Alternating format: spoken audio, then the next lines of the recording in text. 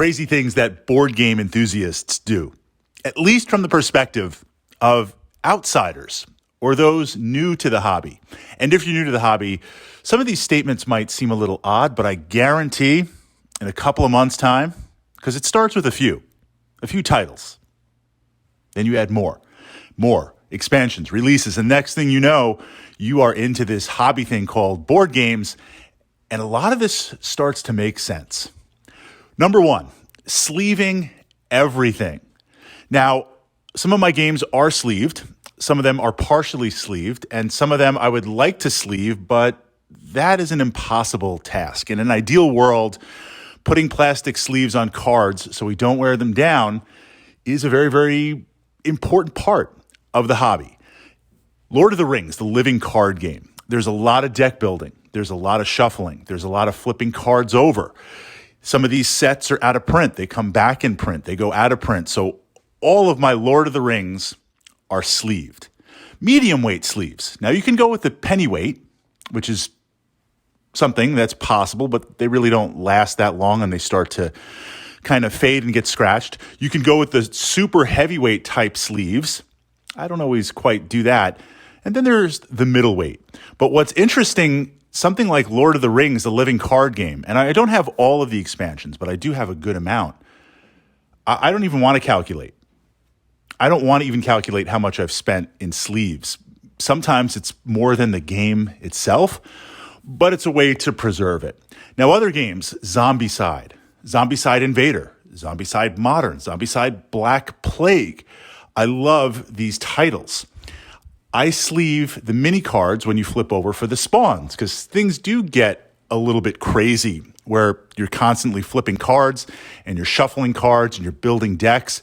That's a smaller amount. I mean, they're the mini sleeves. It's reasonable. It's not necessarily a make or break. So some games that have a smaller card component, you say, okay, we'll sleeve these. Of course, you could just buy a second copy of the game, and we'll get to that justification in a moment.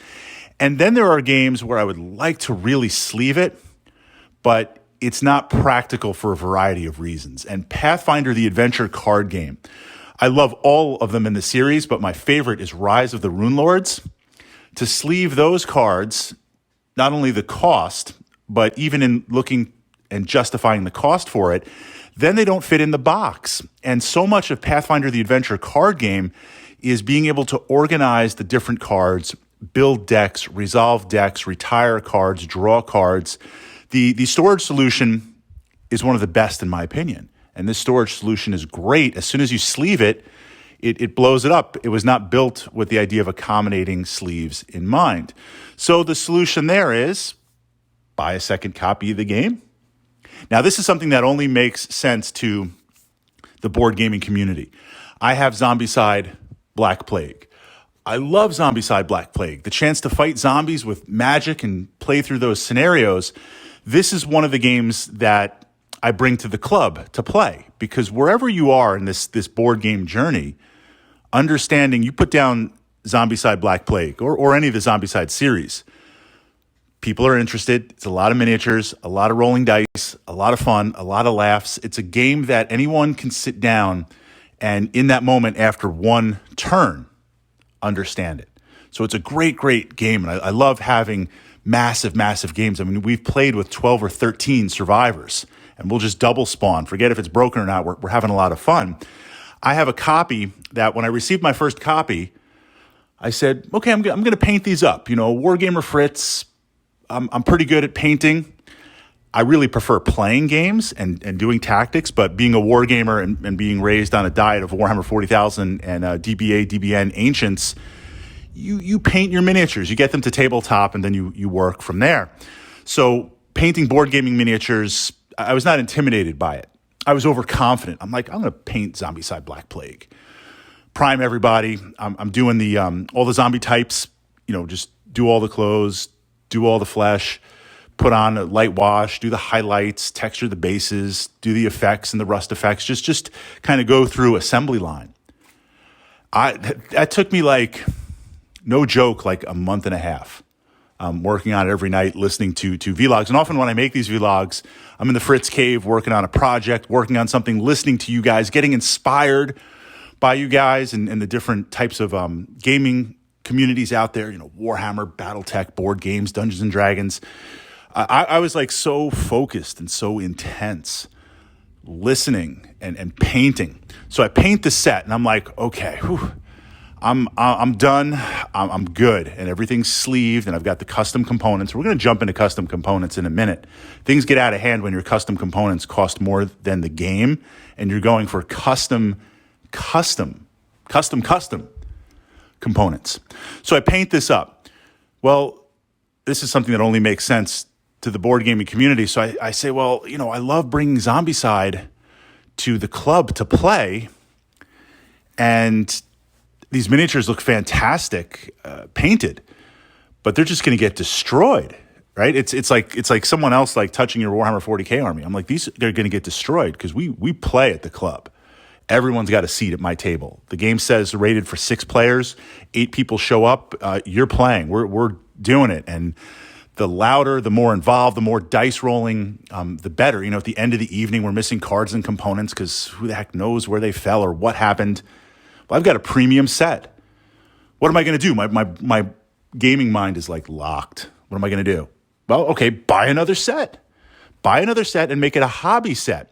So now we see sometimes where you love a game so much, you buy 2 copies. Or is it just the craziness in me? You buy 2 copies, one to either stash away in your vault or to play for yourself because, you take care of your games and you wear surgical gloves when you touch everything and just you take good care of it. I don't wear the gloves, but I do take good care of my games. And then you have a travel copy, one that you bring. So if that guy spills something or something happens or we had a dog chew on one of the bosses and had to repair it, you're like, okay, I'm not going to have a meltdown and it's all cool. It's all good from that perspective. So I purchased a second copy. You can see where this is going. So I've got my second copy of Zombicide Black Plague, my travel gaming copy.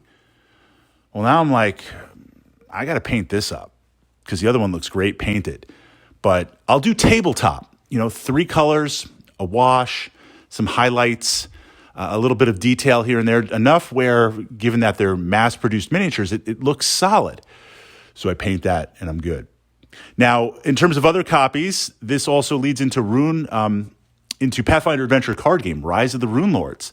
I loved that game so much. I played that game. It's up there with like the top 10 games. I track all of that. All of my plays, all of my wins. Someone's going to find that Excel sheet one day and be like, this is absolutely crazy. I've got macros and I've got formulas and I've got charts tracking everything. It's like a command center for what? For playing games. But it's interesting to see how my tastes have evolved and things have played out. Pathfinder Adventure card game, I love it. So I realized I couldn't sleeve it. The cards are wearing. Quality's not bad. Quality's not bad for what it was.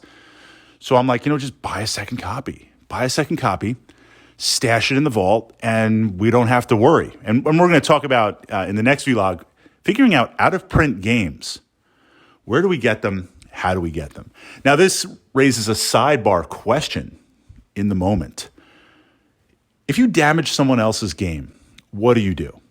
Now, I do not eat or drink anything at anyone else's. It's playing someone else's board game is like being in someone else's house. It's being in their domain. I want to pay that respect that they're sharing a title with me. And it's like the first time I played Magic Realm, that was I believe I played Magic Realm. Who knows if I played it right? Has anyone played Magic Realm correct? But from that perspective, I'm being invited in to share this experience to play your game that you bought, that you set up, that you're teaching me. And some of these titles are out of print. Some of these titles are very rare. So in exploring that, I want to pay that respect. I'm just saying for me, personally, I don't eat or drink at anyone else's game. If it's my game and it's one of the travel copies, club copies, then it's all good. We're here to have a good time. And if some drink makes things better and can increase the dice rolls, we'll do it. So I have no judgment one way or another, but I want to pay that respect. If I need something to drink or eat, we take a break. I'm very mindful of the components. I don't mash the decks when I'm shuffling. I am careful with the miniatures if they're painted or some of these miniatures are very detailed. I'm careful with that. That wargamer mentality comes out. But if I were to break something or there was an accident, then I would work to fix it or to replace it. And if it's an old title that I can't work with, then some other title or something to acknowledge that respect from that perspective. Okay, let's jump into components. So you have this is something that only makes sense to board gamers. You buy this game. Now, some games I have to say, Nemesis, I jumped in on retail. Missed the Kickstarter. Didn't jump in, I guess it was the first release when things were inflated. Now it's stable out there in the ecosystem. And I jumped in on Nemesis. I knew it was going to be fantastic on all levels. I opened the box up and I'm like, wow, this is a beyond premium game. This is not the D&D adventure paths that are like mass painted that they're saying are premium, but like the paint is awful. The detail, these weren't the sun drop or anything like that, but paint, fantastic miniatures. I'm looking at these miniatures and I'm like, this would look awesome in my 40K Tyranid army. I got a Hive Tyrant, I got some warriors, I got like awesome miniatures, fantastic components. Great artwork, great cards, great box, great storage solution, like everything on that checklist. Yes. Just absolutely fantastic. And you look and say, well, why can't everyone make a game like this? And I don't think the price point was that outrageous at all for Nemesis. But we buy a game. Some games come with high-level components, some lower-level components. And most are somewhere in that medium area. They pump the quality into the miniatures. Maybe they scale back on the card stock a little bit. They make the game board good and the plastic components and tokens good, but they scale back somewhere else. A balance. But you find where you have a game that you like and the components that it used, you now upgrade. You go in for custom dice. You go in for acrylic tokens. You sleeve everything. You paint your miniatures. You go in for dashboards. Like if the game is like Zombicide where it doesn't have a dashboard, you create a dashboard. Hero Quest. I'm jumping in out of control here, painting my stuff, upgrading components. Got my buddy printing out his 3D printer, making some dashboards for us to put the cards in as we play and track that little pencil holder so you could do your character sheet, all this type of stuff.